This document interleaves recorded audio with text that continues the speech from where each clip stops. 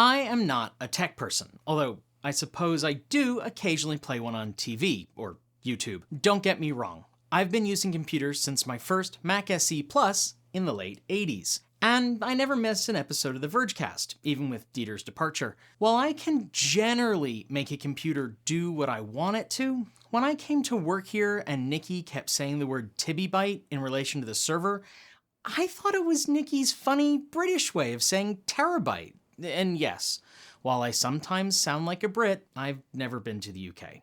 Of course, not a tech person for a millennial, and yes, I'm right on the millennial line, go 1980 kids, can still mean tech wunderkind to some folk from older generations. My grandfather never managed to use a computer by himself, and I'm pretty sure my stepdad only learned to turn on the family laptop once my slightly more tech-savvy mother's cancer was declared terminal. But dirty secret time? While I love electric vehicles, my automotive comfort zone involves carburetors, and not with those newfangled electric chokes either. Humanity has speedrun the heck out of technological development over the last 80 years or so, and we were going pretty quick for the 80 years before that. It was only 66 years between the Wright Flyer at Kitty Hawk and the Apollo 11 moon landing. That's the same amount of time as between now and the debut of Robbie the Robot in Forbidden Planet. Also, Charlton Heston's performance in the Ten Commandments, but I know which I care about more. This then has posed a challenge for technology innovators. How do you provide an element of comforting familiarity to consumers looking at products whose intricacies they don't really understand? One way has long been through building positive brand associations with component manufacturers. Okay, that's wordy and dry, so how about this? I can still hear the Intel Inside logo. Seriously, I see it and my brain just supplies the sound. Dun, dun, dun, dun. For me, it's the sound of watching the kids in the hall on Comedy Central in my parents' slightly musty basement. It's the sound of movies on TBS while the swear's badly dubbed over.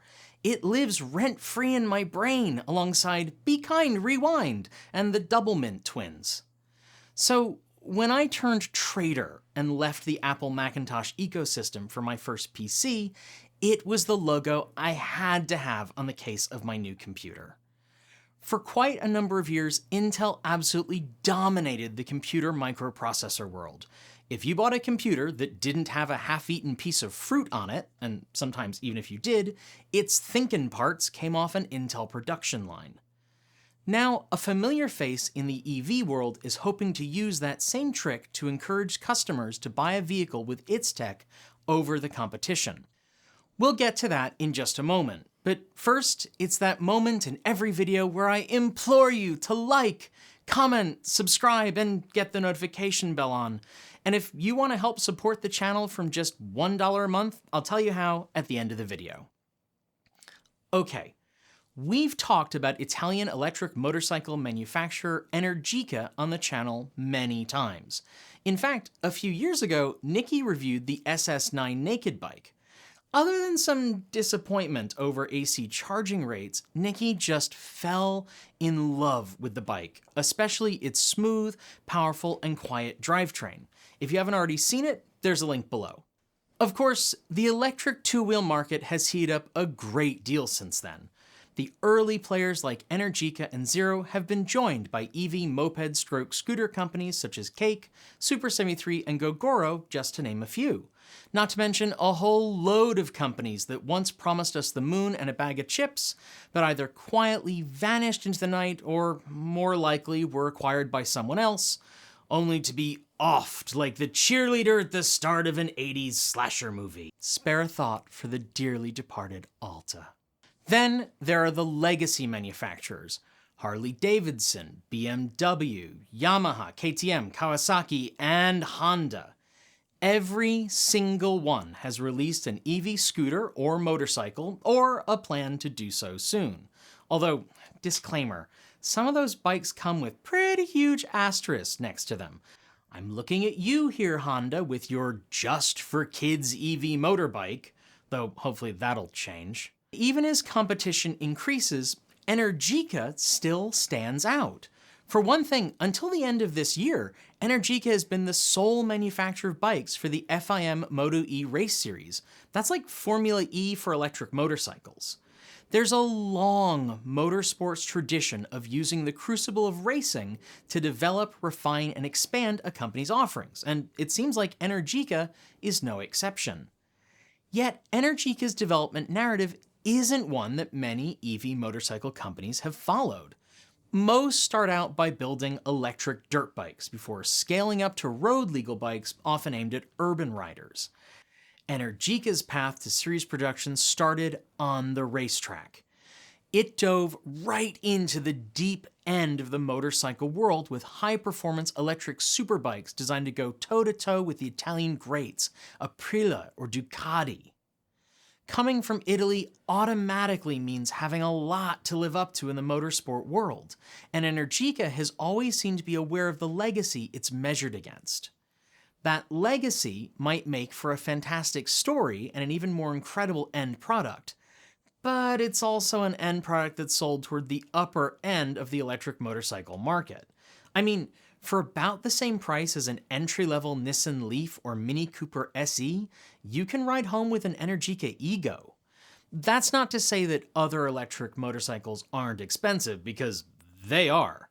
But Energica, like Livewire, Zero, and others, isn't focused on affordability like Ola or Gogoro are. Which brings me to Energica Inside. Just like Intel, which grew dramatically once it started producing commodity computer hardware for IBM, Energica wants a piece of the broader market. Energica Inside is the company's business unit dedicated to quote-unquote industrial synergies that promise to be disruptive in a quote pure Energica style, end quote. Seriously, do companies hire people specifically to make their press materials sound like a parody sketch? Leaving aside the silly corporate speak, Energica Inside has the potential to have a seriously cool impact on the electric mobility market. Its purpose is to advance research and development in, quote, new technologies for powertrain components and modular powertrain systems for road, sea, and aerial transport applications, and also for specific industrial uses.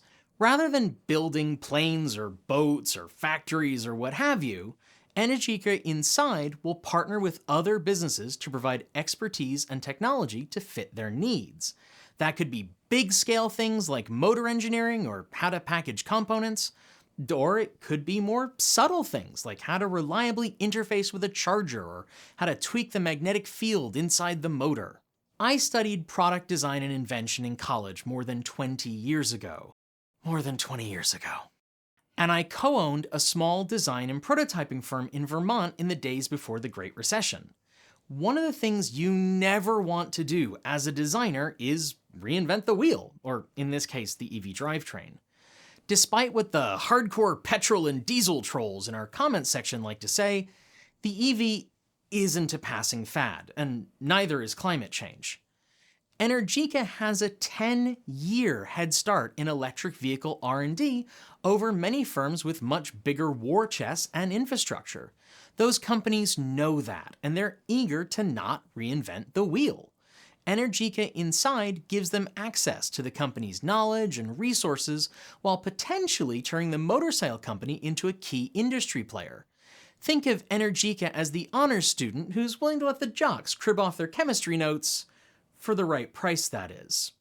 If this all sounds familiar, it should. But even with the tones of Intel Inside ads ringing in my head every time I say Energica Inside, I think there's another company worth talking about here.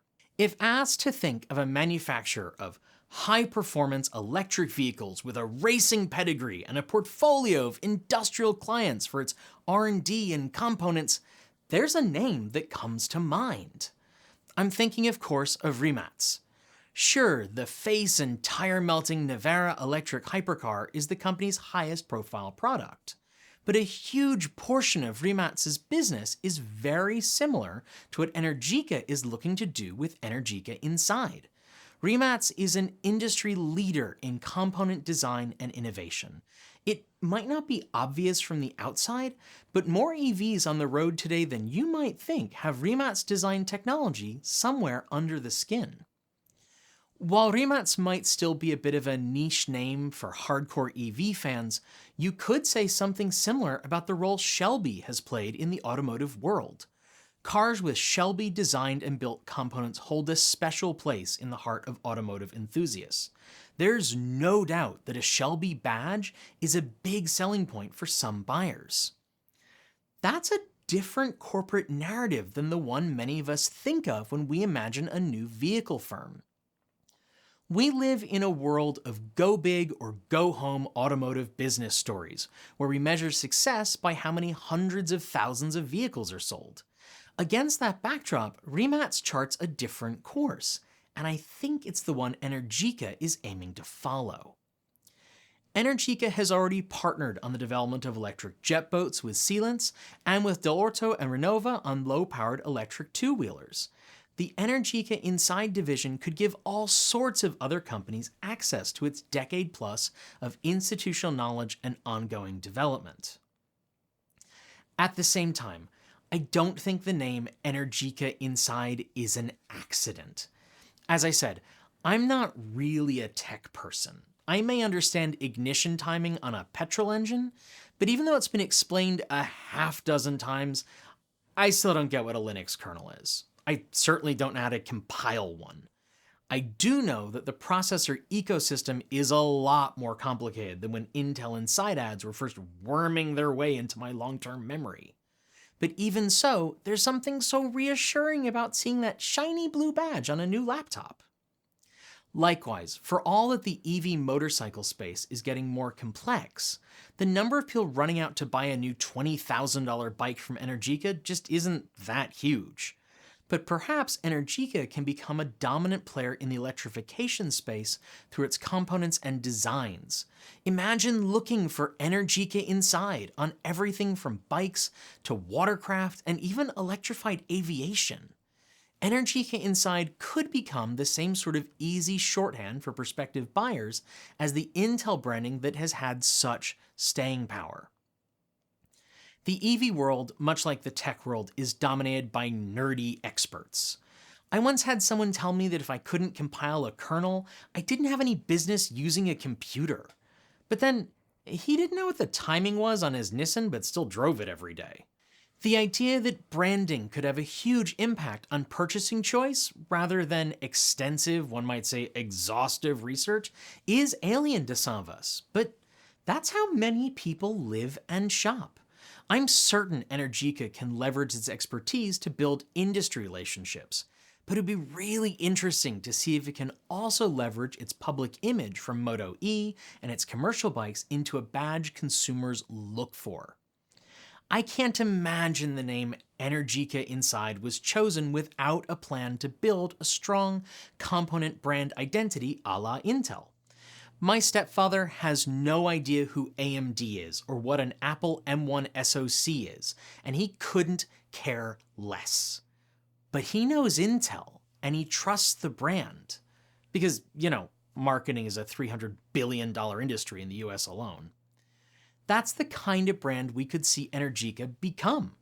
Already, many EV owners pay attention to things like what company produces the batteries or ADAS hardware in vehicles they're interested in. If Energica is going to build a name for itself in the component game, now is the time. The industry is hungry for expertise as manufacturers wake up to the reality that consumers want EVs now, not in 10 more years. And Energica is already a name many people know and respect. Now, all it needs is a shiny logo and a jingle to match. That's it for today. If you liked the video, be sure to give it a thumbs up, and don't forget to leave your thoughts below or in our free to join Discord chat room. There's a link in the video description.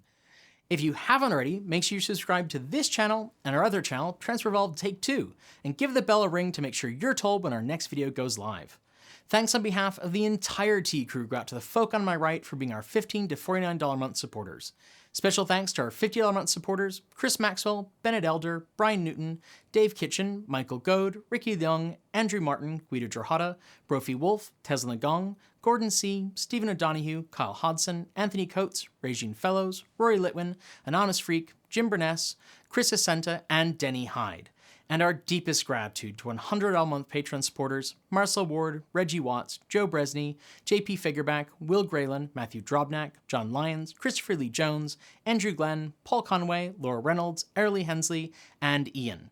Feeling left out? You can join Patreon at the link below, hit the join button to support us right here on YouTube, or show us your support through Bitcoin, Ko-fi, or our cool swag store. There are links in the video description. Thanks for joining me, and as always, keep evolving!